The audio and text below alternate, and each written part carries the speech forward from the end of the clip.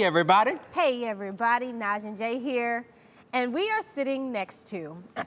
Okay, let me work this out. Oya Gilbert, Okay. OG Grand, Okay. A lot of aliases. Grandmaster G, Grand G. Grand G. Like I don't. So tell us, how would you like people if they walking up to you on the street? How would you like them to? And you can give us all the different circumstances under which they might approach you. So go ahead. So that's a great point. Yeah. First of all, thank you guys for having me on the show. I Absolutely. really appreciate this. Really, like you said, it depends on the audience. Mm-hmm. You know, Okay. I always say I'm a chameleon. I morph into whatever my environment is. So if I'm on the block with some of my hood jokers, then it's probably Grand. They don't know my Okay. government. Okay. Mm-hmm. Okay. And if you know my government, you really know me. Okay. Like, you know, we went to school with me. You heard that? We know him. We know you. And now you all know him. No. Yeah. But you know, the industry, and for the purposes of what we're doing as a foundation, it's Oya Gilbert. But they are learning who Grand G is. Okay. So we're here to talk about who you are, Okay. but also about the second annual Hip Hope Ball. And just the name in and of itself, Right. a hip hop ball. Right. I mean, why don't we start right there? Right. Like, how did it start and what is it? And just there. Yeah. Yeah. So it's a spinoff from the foundation, which is the Health, Hope, and Hip Hop Foundation. Okay. And that's the foundation we started a few years ago. And so, trying to stay on brand, it's about bringing a mixture of hip hop and some hope. And instead of calling it the normal gala or that type of thing, we just try to be more creative with it. You know, ball is something that's used all the time, but when you put the hip and the hope before it, it gives it a different energy. And the whole title is the Hip Hope Ball, a celebration to ignite change. Yeah. Yes. And so that's really what it's about, and that's how that name came to be. No, please. no, have at it. Yeah. We are ready. Yeah. So what happens at the Hip Hope Ball? So it's really basically a coming together of the different center of influences that are inside of a community. So when you think about a community, you have everything from government to street dudes and everything in between. And it's bringing together those center of influences and the most influential center of influences Okay. that my team has discovered to try to discuss, or actually to talk about, the things that we're going to try to address in the community about eliminating health disparities that are going on inside the community. Okay. It's a big thing for me, based on my situation where I was diagnosed with cancer in 2017. Okay. And so that's where the whole foundation was birthed because of that. I am the poster child, I guess you would say, for delayed diagnosis. I currently live in a very rural community, predominantly older white community. And in like 2015, I started experiencing what I thought was really a heart attack. Yeah. And so I followed the normal procedure, called the ambulance and everything. And come to find out, they said it was an anxiety attack. And I never had one of those in my entire life. So I'm like, I don't know about all that. Actually, I cracked a funny joke, if I could share that. Since it's course. Black Oh, please History Month. do. When they said anxiety, the word, I know what the word means, but it was unfamiliar to me. So I'm like, are you talking about like the paper bag blowing, the things I sing? And it was like, yeah, sort of. So they asked me, hey, is anything stressful in your life or anything? I was like, nah, just the normal stuff, bills, children, and so forth. And when he explained it to me, I said, well, this can't be anxiety. And he was like, well, why do you think that? I said, because, man, I'm black. I would have been having anxiety attacks since I was a Listen, child. okay. You know what I mean? Right, So the whole right. emergency room lasted. We got a good chuckle out of it. But the reality was, it wasn't that funny because those episodes or those things started progressing. That's what I started calling them, episodes. And it was like shortness of breath. That's when I learned the definition or the difference between fatigue and being tired. Sure. Yeah. And I didn't really understand that until then. And I just kept going to these doctors and they just kept dismissing me. And then eventually, the short version is, over a 2-year period, I went through different doctors because they sort of labeled me as a hypochondriac. Oh my They gosh. really wasn't, they would take appointments, but they wasn't listening to me. So I went through 4 primary doctors, Wow. seeing specialists. They just all dismissed me. So at some point, I was so sick every single day that I knew I was going to die. There was no Jesus. question about that. And so I tried to increase my life insurance policy. I was like, man, if I'm gonna go out of here, let me try to get as much money as I can for my kids. And it's the thing we hate about life insurance companies not wanting to cover pre-existing conditions because they check for everything. Yeah. Right. They don't want to cover you if you already got some kind of situation. And it was their doctors that discovered the protein in my blood and urine that is a typical symptom, or I guess you would say, yeah, symptom from the disease. And it was like, take this to your doctor. And 2 months later, the day after Christmas in 2017, after a bone marrow biopsy, I was diagnosed with multiple myeloma. So let me ask this, because I'm There's all trying to kinds of think- layers to this, y'all. There's so many layers. yeah. And so my first question is, what was the correlation between the disease and the panic attacks and the breathing? Because it wasn't a panic Yeah. attack, but Right. how did that impact your breathing? So when you have this cancer, it starts affecting, obviously, it compromises your immune system. Okay. So if it compromises your white blood cells and your red blood cells, you know, they carry the oxygen. So that's one of the things that happens. Oxygen. Yeah. So you know, Got your red you. blood cells, if I'm not mistaken, carry your oxygen. And so with those, and your white blood cells are the things that help you fight off diseases. So with the red blood cells being compromised, now you're having breathing issues. And then another Yes. major symptom of it is bone pain or back pain. That's typically what happens. Okay. However, I have, fortunately, I have scoliosis, so it was hard. You didn't know which is which. Right. It's hard to play that game. And you going through all these doctors with, That is with all so- of these. Oh. Yeah. Crazy work. And speaking of layered, because now that I'm thinking about it, not only do you have the issue of being a black man with these ailments and these issues, but then on top of that, you have actual problems that doctors are just trying to like throw things at. Oh my word. And I've heard those, we've all, especially Yeah. black people and black women even more, I feel like, have heard those kinds of stories so many times. Yes. And it's Yeah. just, And it's then you got always the- mind-boggling. Yeah, and when like, it comes you know, like I'm telling you that I'm Yeah. not right. And Right, you, that like I part. know you're the professional, Yes. but like I know me and how I should feel. So I digress, but wow. I told them all, I just, you know, now, you know, obviously, thank you, Jesus, it's 8 years later. I just celebrated my 8-year anniversary the day after Christmas last year. Like I say, they just didn't listen to me because I Yeah. told them, number one, I'm not an addict because I hate taking medicine. I hate being addicted to anything. It runs in my family. So I try to stay away from that type of stuff. So that was the first thing they didn't listen to. And then two, I told them, hey man, I've never had a major illness. I've never broken a bone. If they'd have took those two things and put them together with the knowledge of multiple myeloma, which I'll explain, because that's where this is all leading to with this ball. Sure. Is multiple myeloma is a blood cancer. It Okay. affects the plasma cells inside the bone marrow. Okay. And what happens is, the basic thing, the common way to explain it is, you got all these cells that ain't supposed to be there, and they start taking over. Like they start saying, hey, we in charge. And what it can cause is deterioration of your bones, and that's typically how a person might find out, because they'll do something normal like sneeze and crack their ribs. Oh, Oh. Jesus. Or they'll bang their hand against something simple and break their, you know, so because it weakens your bones. Yeah. Back pain is another huge, you know, indicator of it. You're not used to it. And a lot of people sometimes it attacks, I like to say, sort of the small bones in the spine. So people have spines that'll collapse and everything. So it's a really nasty disease. Now it is affects black people 2 to 1. You know, we always suck when it comes to ratios. But it affects African Americans, black folks 2 to 1 than white people. But the good news is, here's the good news. We, black folks, respond to treatment very well than other counterparts.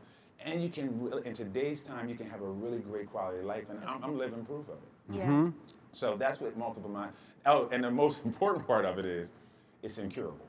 Okay. So there's no cure for it. And so you just. So live how do with- you treat it? So you treat it with chemo, and you can also get a stem cell transplant, which I did get. And so I was able to use my own cells, but you can get donor cells. And So then- you have it. Huh? You just have it. You just have it, you know. And you live can your get, okay. You can get into a form of remission. Yeah. But I always call it, you know, I call it medical remission. Sure. Because you take chemo pills. We don't have to. This is what they recommend. Yeah. Okay. You take what they call maintenance therapy or maintenance chemo daily. So I take an oral chemo pill every single day for the last 8 years. Can I think we already talked about it a little bit. This is not a, well. This is probably turned into the ball and shit. But go No, ahead. but it's really important. But Yes. it's But the why. how old It's are the- you, if you don't mind? I'm 55. You look amazing. Yes. My point is that I'll be 56 this year. I would never have suspected, like, you look wildly healthy. Yeah. Like, and that's the challenging portion of the challenging situation with most blood cancers. Yeah. Because most people, when they have gotten the disease under control, they look normal. yeah. But if you was able to, like Superman, if you could X-ray my body, it's a war going on in there. Yeah, for yeah, real. yeah. Yeah. And I've never reached remission. Most people try to, but if I was to be able to explain it for people to understand, my cancer was at diagnosis was at 42%. After the treatments, it wound up being at 2%. And so, Wow.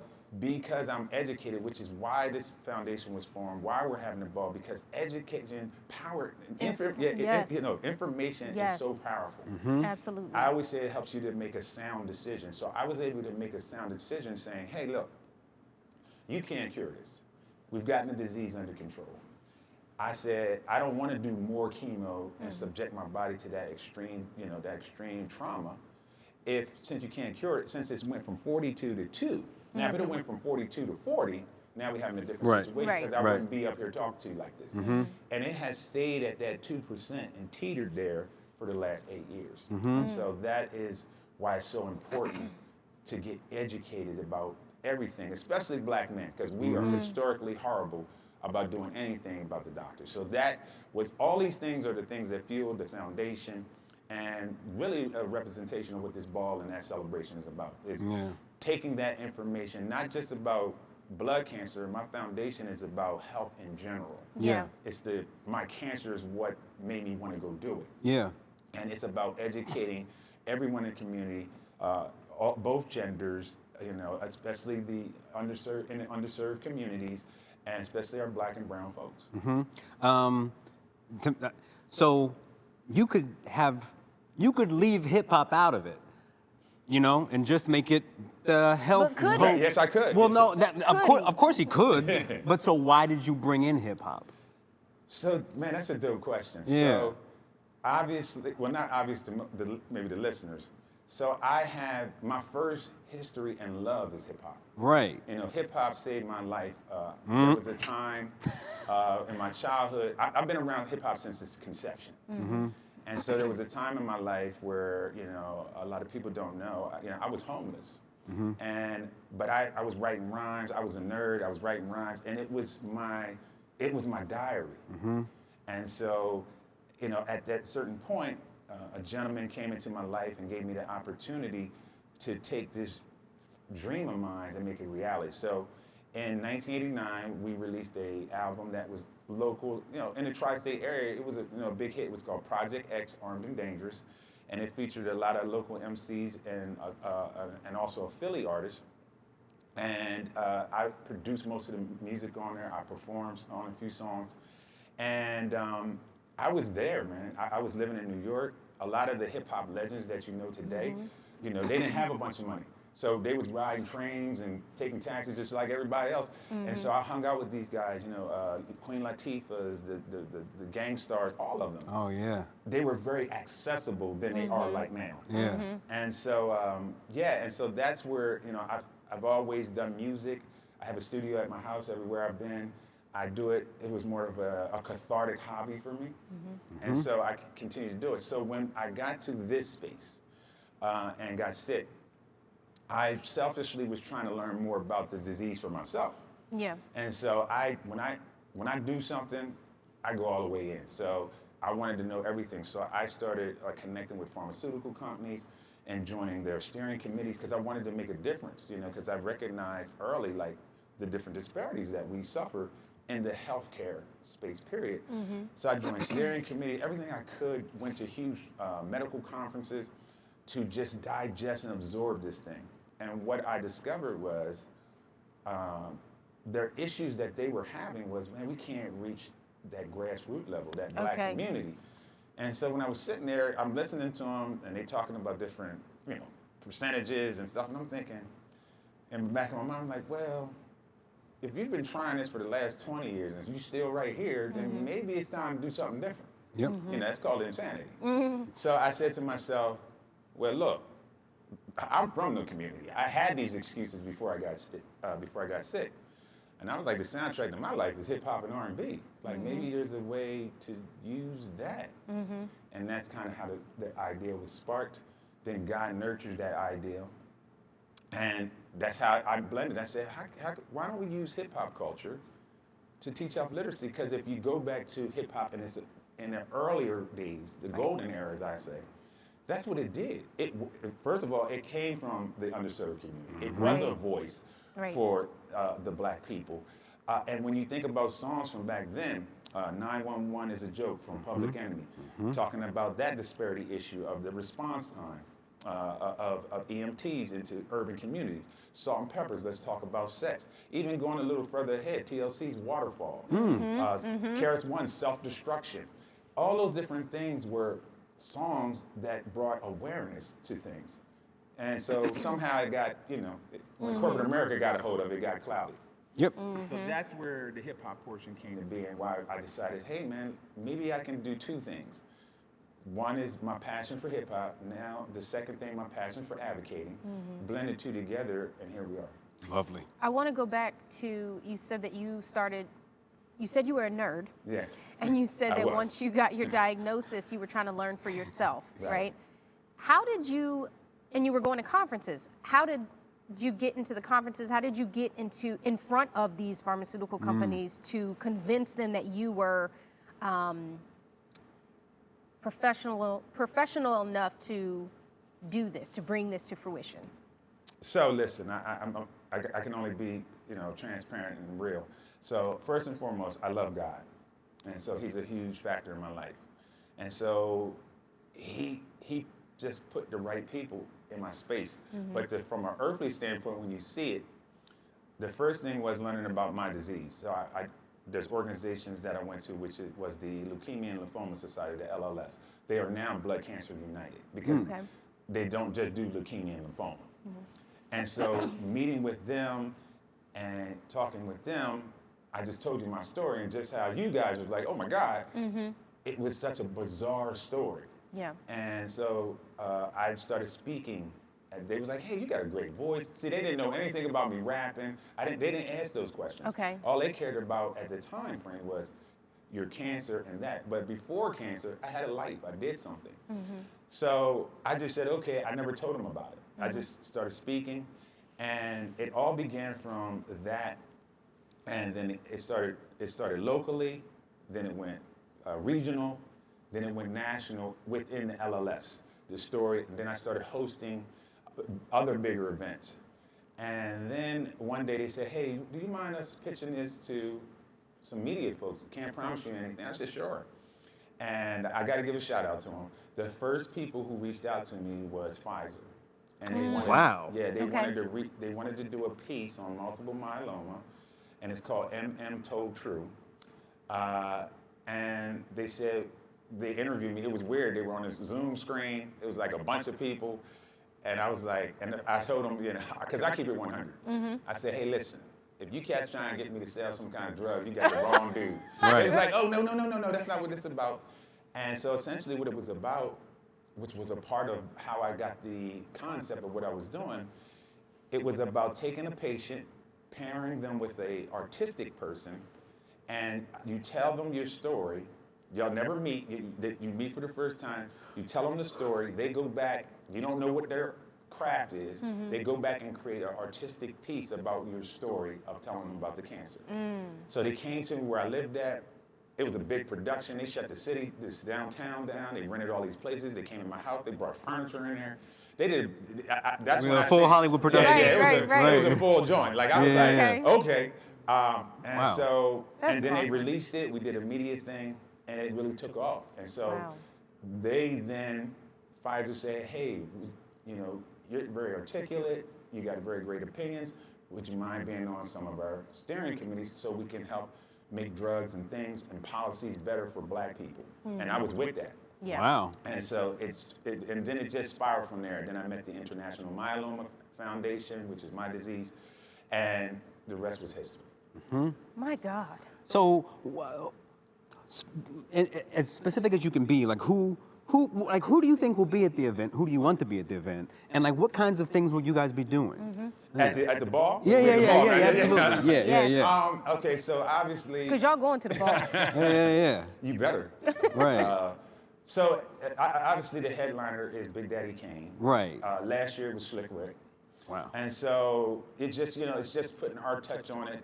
So it's really a combination of a networking event, Okay. a community camaraderie family event, and then mixed with what I would envision for myself to see at an event.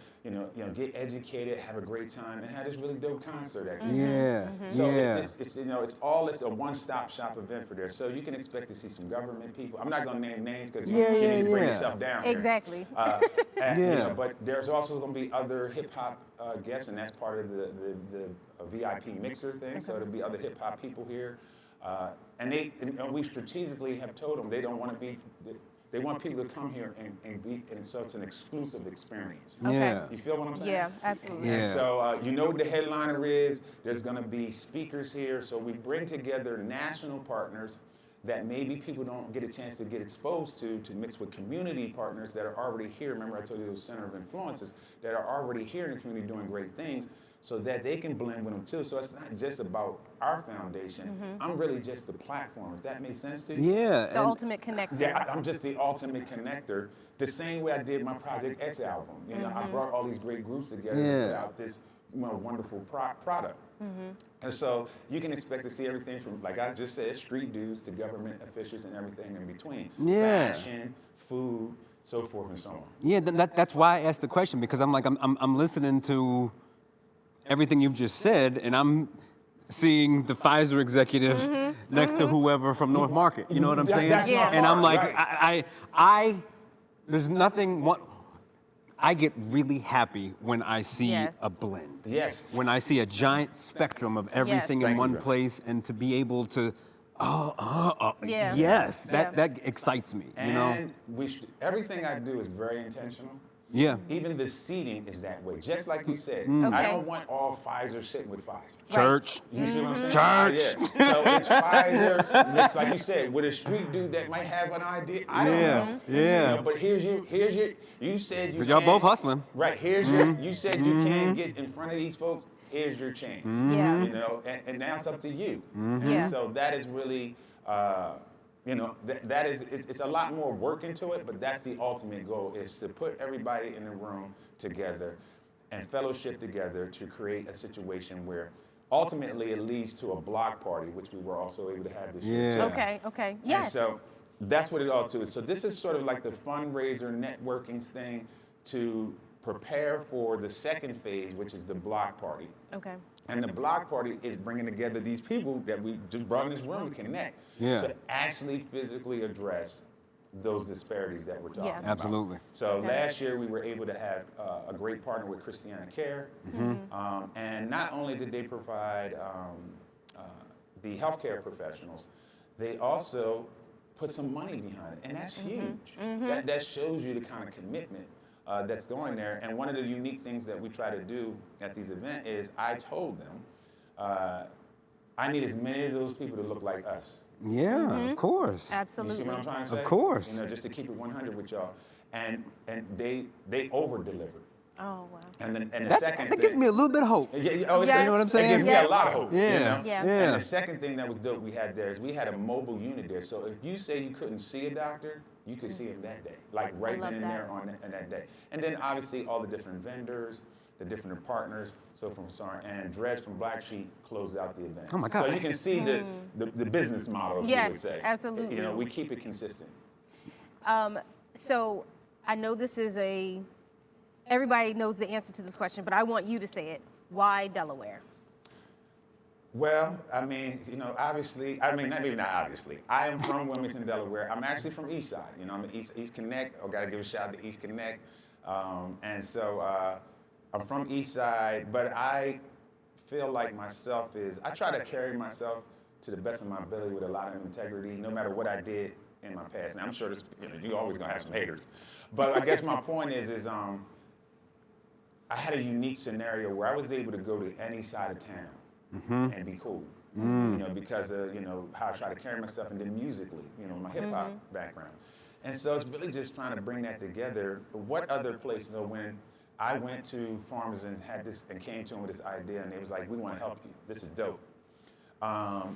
They had some other ideas. They're like, we need to go to Miami and all this other stuff. And I was like, yeah. Right. And I was like, nah, I couldn't imagine in my wildest dreams, you know, for this to come to fruition and it not start here. You know, and that's why I hope and pray that, you know, the Wilmingtonians and Delawareans in general really understand and feel me, you know, which is why I wanted to do this interview, because I wanted people to really understand the why and come out and support. This is not a come up for me. We're a nonprofit. I don't make any money. This is for them, you know, but I, you know, as That's what nonprofits are supposed to do. Don't you start. but